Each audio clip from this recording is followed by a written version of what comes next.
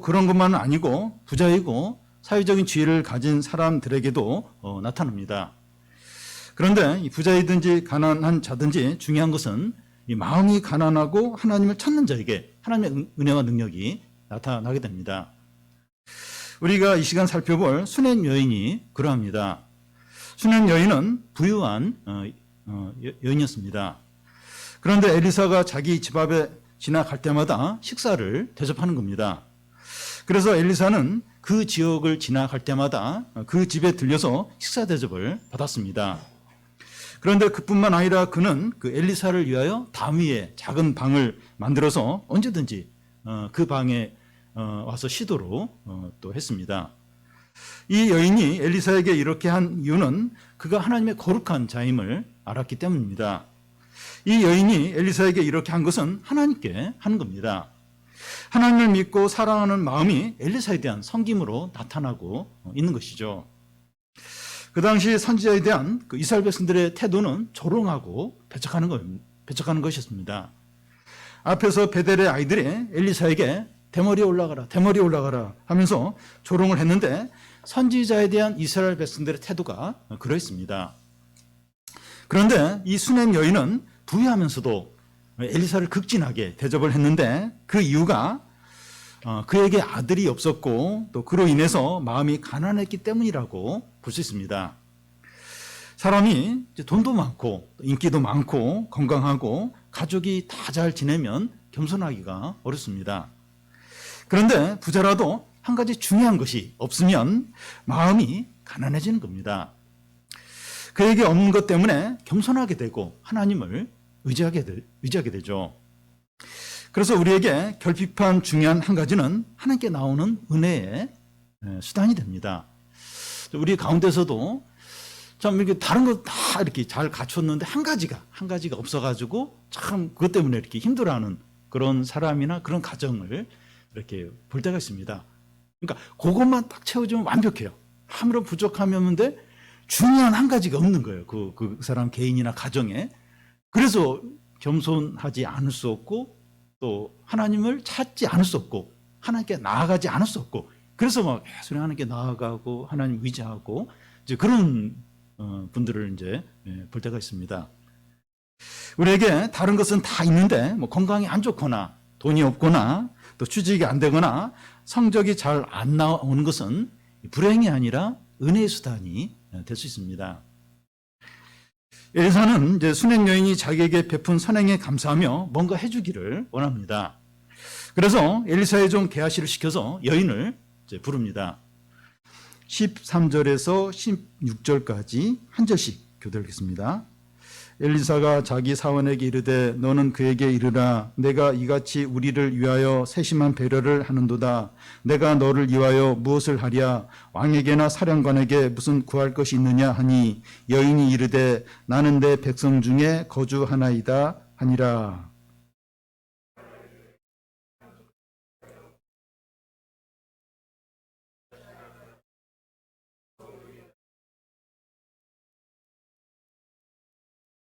이르되 다시 부르라 하여 부르매 여인이 문에 서니라.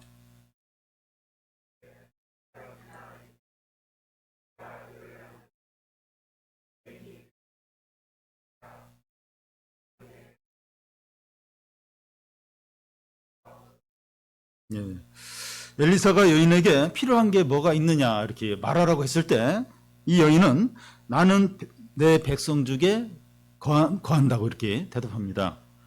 이게 무슨 말인가 하면 나는 부족한 것이 없어서 부탁할 게 없다는 겁니다. 이 여인은 부유하기 때문에 외적으로는 부족한 것이 없었을 겁니다.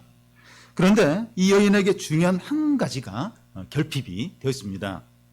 나이가 많이 들어서 자녀, 곧 아들이 없는 겁니다. 요즘에도 부인 중에서 자녀를 원하지만 애가 생기지 않아서 힘들어하는 부인들이 있습니다.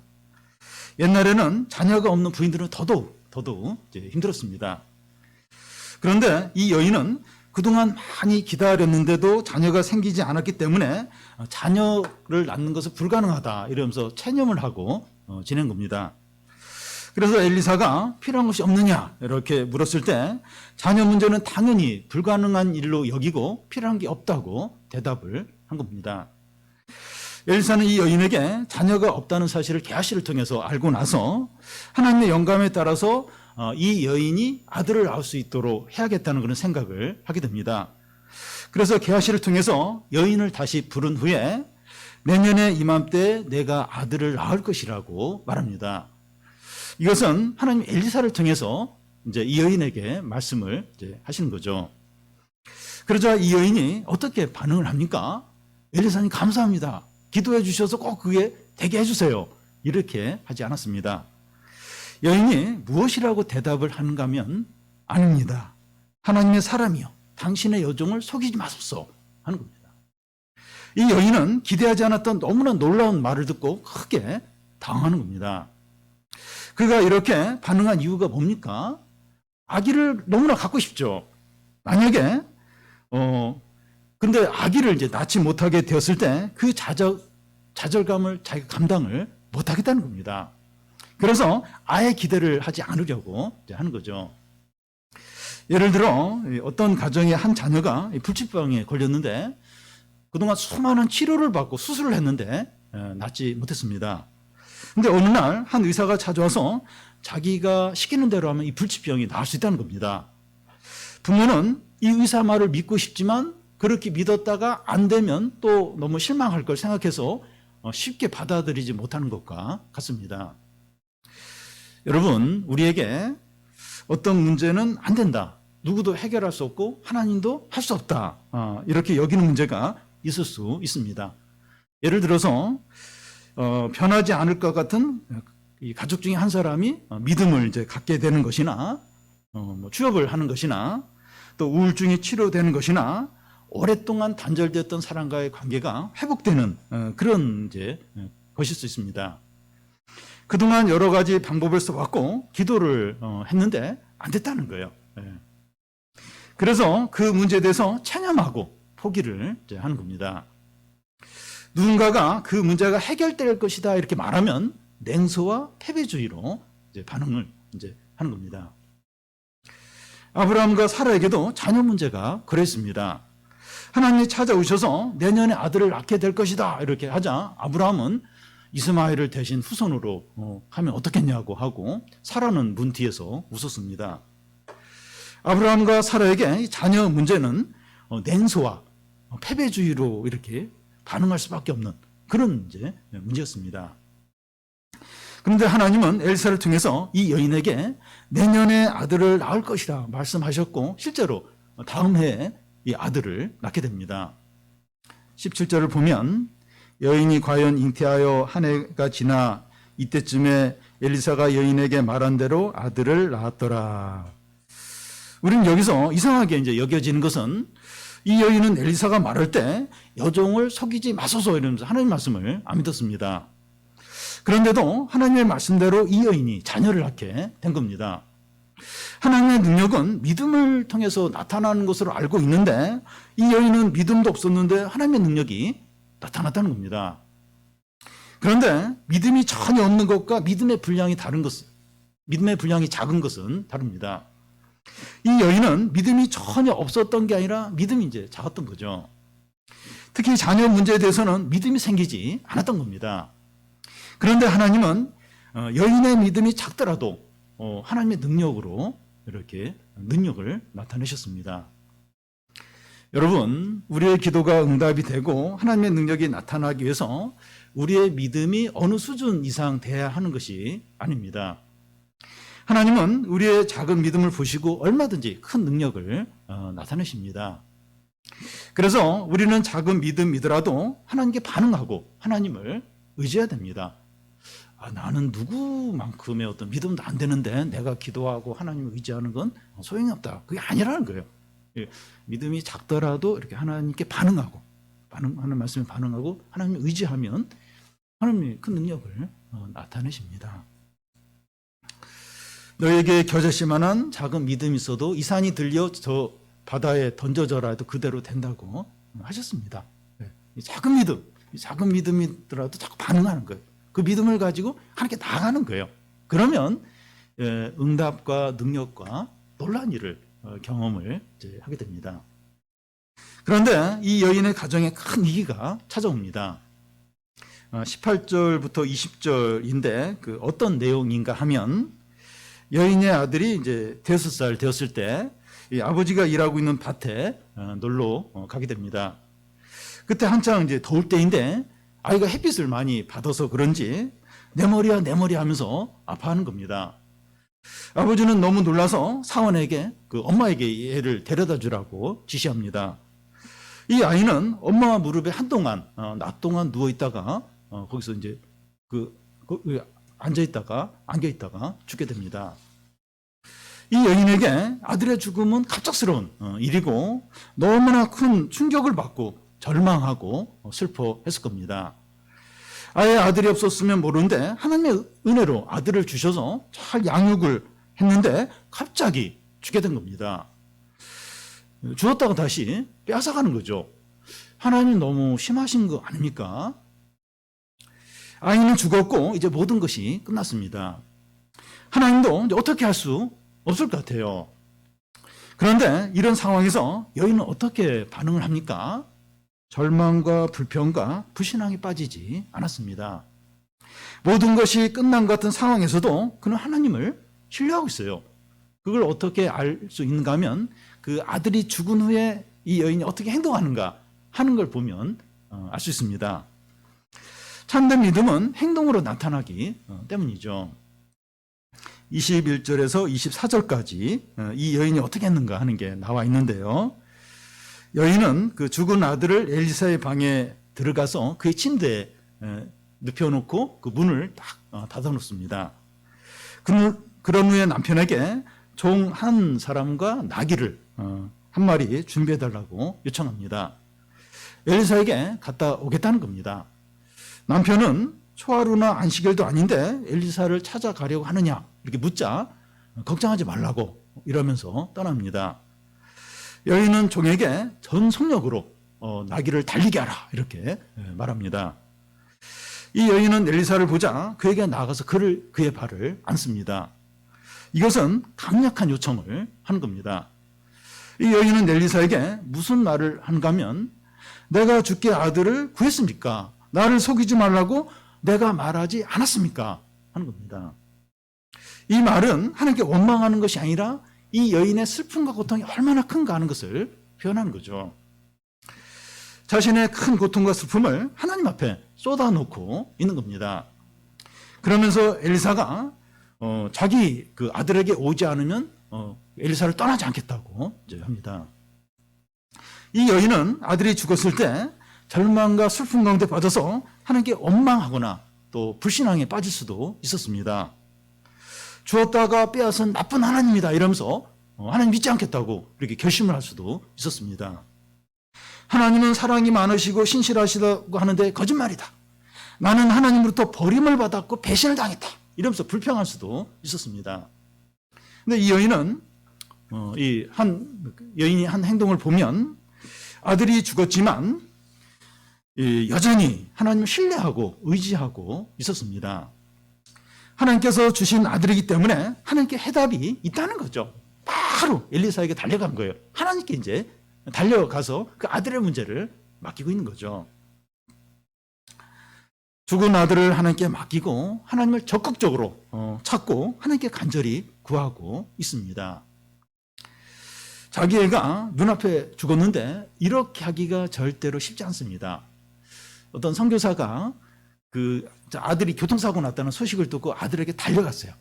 그런데 나중에 이제 그때 일을 이렇게 이야기하면서 내가 그때 하나님을 잊어버렸다고 그런 고백을 했습니다. 그러니까 그 아들이 교통사고 당하는 걸 보면서 하나님께 불평하고 두려움 가운데 빠지고 침체에 빠지고 불신앙에 빠졌다는 거죠. 그 순간에는 그냥 정신을 잃어버렸다는 거죠. 그러니까 자기 앞에서 애가 이제 그렇게 되면 머리가 하얘집니다. 그러면서 하나님을 잊어버리기가 쉽죠.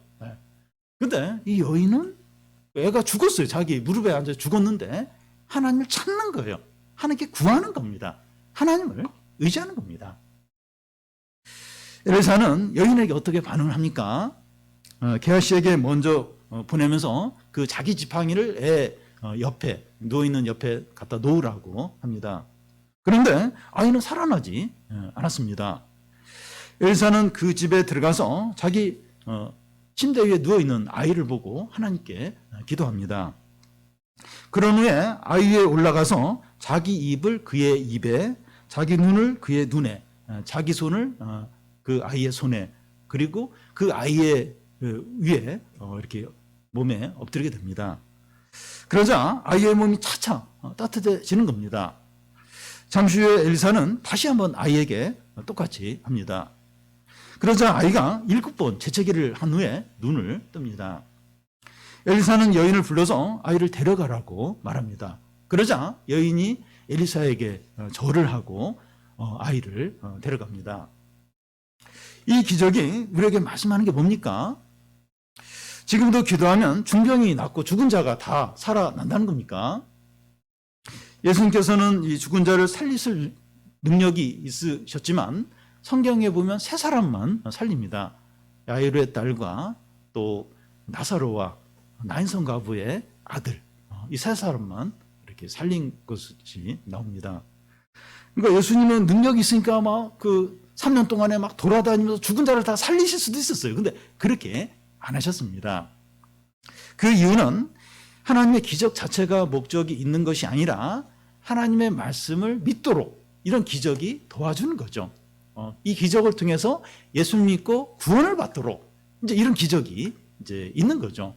그러니까 하나님이 우리에게 기적과 놀라운 일을 행하시는 일은 그러니까 그걸 통해서 더 믿도록 믿고 구원을 받도록 우리의 믿음이 확신이 생기도록 그래서 이제 이런 기적을 이제 허락을 이제 하시는 거죠.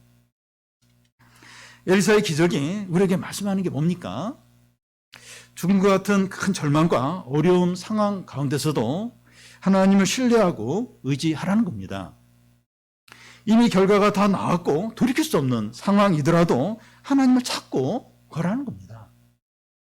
문제보다도 하나님을 더 크게 여기라는 겁니다.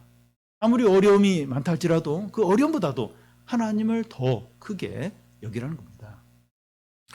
죽음 같은 이 절망적인 상황에서도 하나님을 신뢰하고 찾고 구하는 것이 절대로 헛되지 않다는 겁니다.